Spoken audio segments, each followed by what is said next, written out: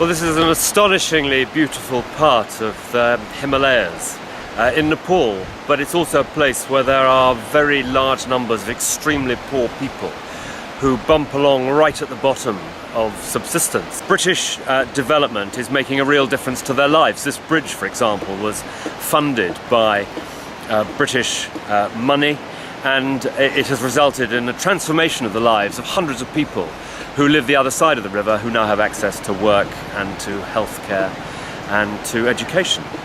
But their lives are also being changed dramatically by the effects of climate change. The Himalayas are a source of water for 1.5 billion people. That's nearly a quarter of the entire world, and climate change is having a dramatic effect on that water supply, very directly affecting the lives of enormous numbers of people who live in this part of the world. And it's also having a dramatic effect on the temperature here. It means, for example, that new diseases are spreading to communities who've never seen these diseases before. The effects of climate change are felt here already dramatically, and the Great Himalayan Trek, which Britain is supporting, is not only an opportunity for people to see for themselves the immediate and severe effects of climate change, it's also an opportunity to open up the tourism in a very, very poor country, give employment to very poor people, and also ensure that they can benefit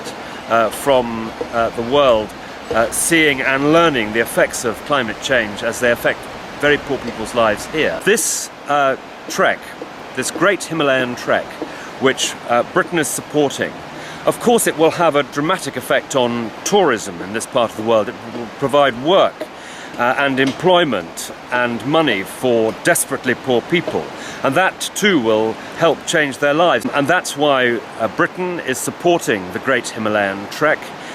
It will provide education, it will provide knowledge, it will provide work, and it will also provide, I think, an inspiration behind the dry negotiations that have taken place at Durban and the binding agreement that Britain and Nepal are both trying to secure.